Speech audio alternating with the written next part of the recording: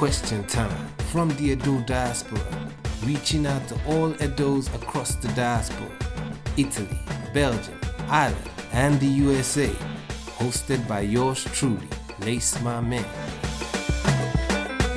In the best interest of Edo State, welcome to Question Time from the Edo Diaspora. Wherever you are in the diaspora, we'll bring it to you on Question Time. These are active members of Vote, professionals with experience in Edo State politics.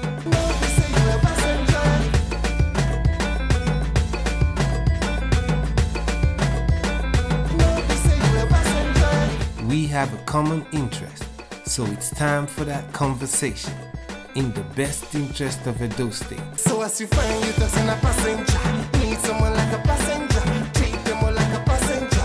No, we say you're a passenger, don't find you doesn't a passenger, treat someone like a passenger, treat them all like a passenger. No, we say you're a passenger. Edo and Delta State as we know it today would never have had such good foundations if not for two men, two great men, Dr. Samuel Ogbemudia and Professor Ambrose Alli. Election is before us again, and with me today is Mr. Ayo Alli, son of the great Professor Ambrose Alli. Good evening, Mr. Ayo Alli. Good evening, Liz. Thank you for having me. Your father passed when he was 60. Died on his 60th birthday. Died on his 60th. I'm sorry. How long was he in prison before that time? Dad was a guest of the Nigerian military for about 5 years. I think just over 5 years. And how old was he when he was released? He was 59. What's No, he- sorry, yes, 59. So he died the following year. He died about 3-4 months after he was released. Really? I'm sorry. But records have it that it was the Esama of Benin that paid his bond, Ransom. his ransom, for his release. I find it a bit ironic that you say you didn't get in touch with the Edo State government when the Esama's son, Lucky Benedian, was the governor of Edo State for 8 years. What is the reason?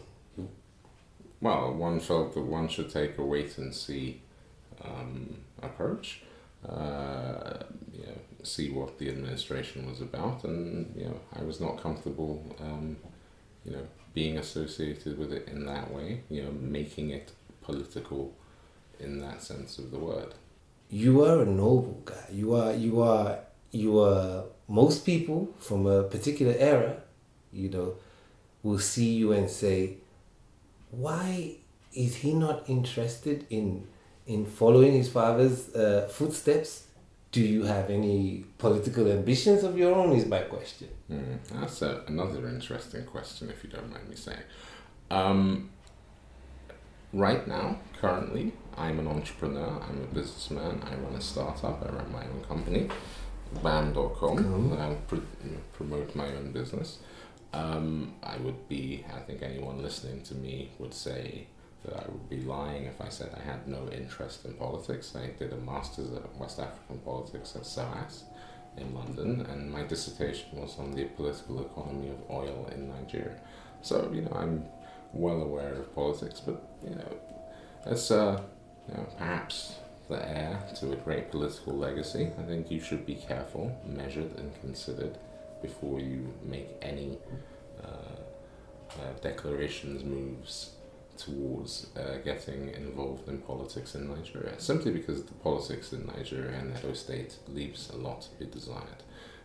As we're very close to an election, I think I should say that I have absolutely no affiliation for either the PDP, the APC, the Labour Party, the APCA, or any other political party you may care to mention in Nigeria.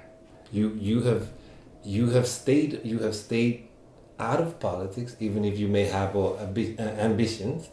I didn't say I did. I didn't say I didn't either. But the nature of the way it's been played now does not appeal to you. Well, listen, have you ever practically been on the ground and see what politics in Nigeria, in Edo, is about? I'm always on the fringes, like most people. Well, it's not about delivery, it's not about development in the main, it's about sharing money. And until we can move away from that paradigm to another paradigm, it's quite sad, to give a sort of personal view. It's quite sad because Nigeria and Edo State has a huge amount of potential. But unfortunately, our politicians do not seem to know how to make anything. Mark Zuckerberg was in Lagos a few weeks ago. Yeah. This is a man who's 30-ish, who has created a company that's worth $200 billion. In Nigeria, we have people who've stolen $200 billion and created nothing. And that just gives you an idea of the level of thinking that we don't have. And I respect your decision, and I don't blame you. But I hope one day, like you said, you're on ground. Well, listen. One day, if my people, if the people of Nigeria, the people of Edo State, the people of Ekoma, would call on me to serve, then I may serve in some capacity. But right now, currently, I'm not interested in taking any sort of political appointment or running for any elected office. Looking at what happened to your father, have you had any kind of apology? We know you've not got any pensions. Have you had anybody say to you? Well, I think it's important to say that the history of my father's trial, so the trial documents, the records of the trial, are still military security secrets in Nigeria till today. We've never seen them. They have never been released. A copy does not exist. It is possible to patch together records, but my father was actually tried not once, but several times. It's intriguing to note that my father was found guilty of so he was tried for corruptly enriching himself, which he was found not guilty of. He was tried for corruptly enriching his friends, or specific, and found not guilty of. Finally, he was tried for corruptly enriching the Unity Party of Nigeria.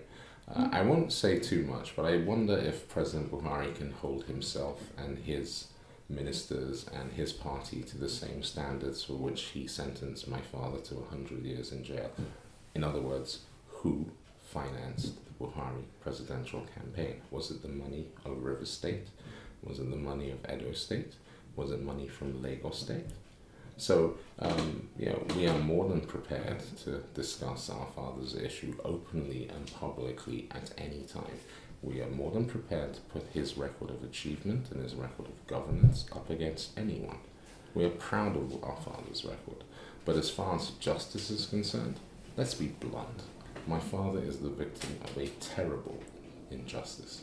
Question time from the Edo Diaspora, reaching out to all Edos across the diaspora.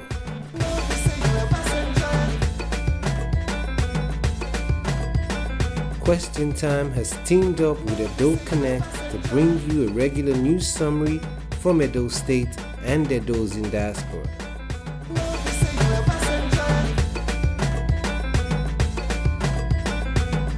On Edo Connect, we got fashion blogger Emil Saboye. We got Monique Agbe live from Edo State with the mood on ground. Why not get your voice heard by recording a video message on your phone and sending it to Edo Connect?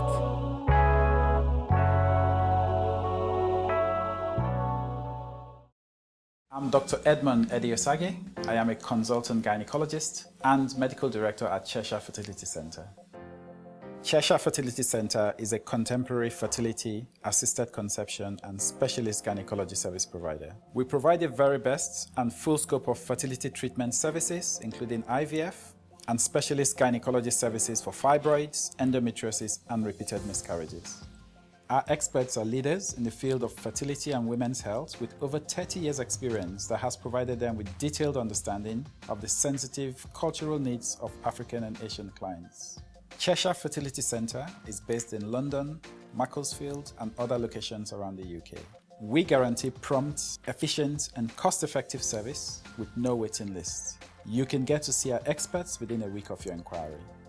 Come and see us at Cheshire Fertility Centre, where we expand horizons and fulfill dreams. What has disappointed you the most? What could you put a finger on and say, this is why I have this great disconnect? I wouldn't say we have a great disconnect. I say politically, like I said, my father would be very disappointed in his successors. And I'll name names and be blunt. I think it's ironic and interesting that two of his successors, Lucky Benedio and James Ibori, are renowned for being two of the most corrupt chief executives in Nigeria. The derivation of oil revenue, which means that if oil is produced in a certain part of Nigeria, that state automatically gets a proportion of the revenue, which Dad fought to establish, and which is perhaps politically why he was incarcerated. The derivation of oil revenue, he established that so he could build schools and he could build his and roads and the other things that he achieved. This has benefited every state in the South, and so he perhaps would be disappointed that that building on that foundation were people who wanted to achieve building a big mansion in Abuja, or people that wanted to achieve buying houses in Dubai or South Africa or wherever. So I think he would, if he were alive and looking at looking around, he would be fairly disappointed. We are now 2 weeks from another election in Edo State. We have two candidates. If you tell us what you see, to say what do you see on both sides to say this will be good for Edo. Well, I mean, this is what I think. I think my father and his colleagues have the distinction of being the only governors in Nigeria to ever give a full accounting of their administration, because they did so in front of a tribunal where they had to prove themselves innocent.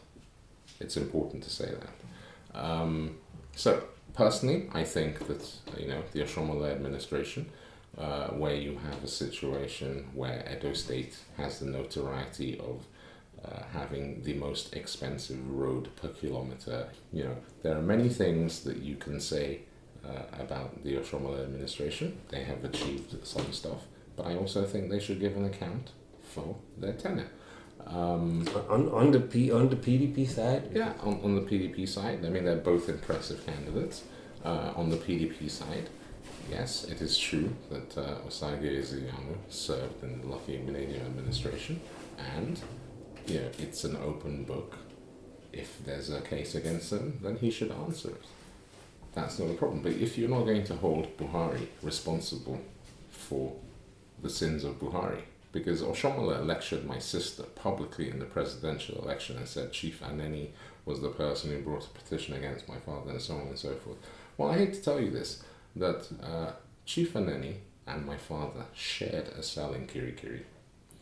When the military came in, Dad packed a suitcase. He knew that they were going to come for him. He packed a suitcase and went and reported. Chief Aneni, absconded, I believe. I'm not entirely sure.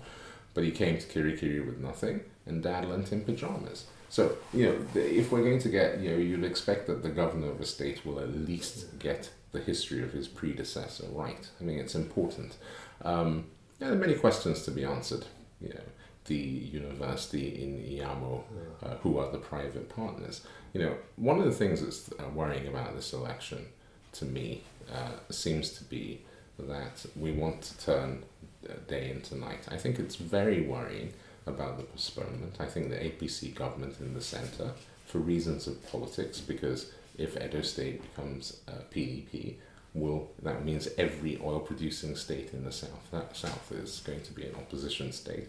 I think they're playing around with our democracy. So for that reason, I know Governor Obaseki. He's a gentleman. He's a nice guy, as far as I know.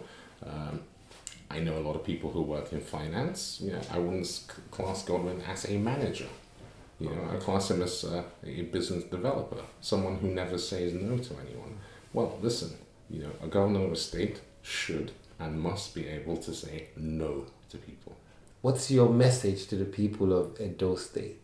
They need to hear it. What should we be looking for in a time like this? My message to the people of Edo State is this, that whoever you vote for, you must realize that you can hold them to account. So whoever wins the election, if they don't deliver, we will kick them out. Simple.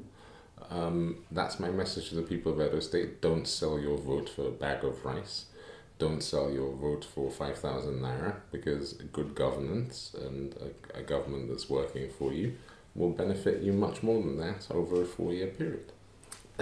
Thank you very much. You heard that. It doesn't come any more authentic from taken from an adult boy. You understand? And I want to ask you, how is your mom? How are the rest members of the family? Well, mum is fine. She's retired. She lives here in the UK, and she's enjoying her grandchildren. She has any adult connection? I think it's fair to say that my mum does not have the best memories of Edo, and has refused to go back to Benin since my father passed. And she has her own reality and experiences on which to draw from. It's quite painful for her. I apologize. And yourselves, the children, is it just you? No. I live in the UK. My older brother lives in Nigeria, and my younger sister lives in the United States, and our older sister lives in Benin. So you're still well entrenched in the community. Indeed.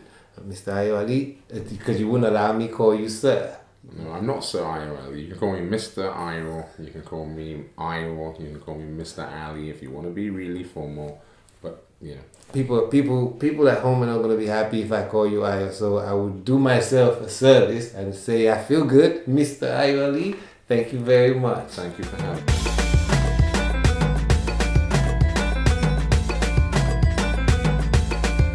Question time. Reaching out to all Edos across the diaspora. So as you find you doesn't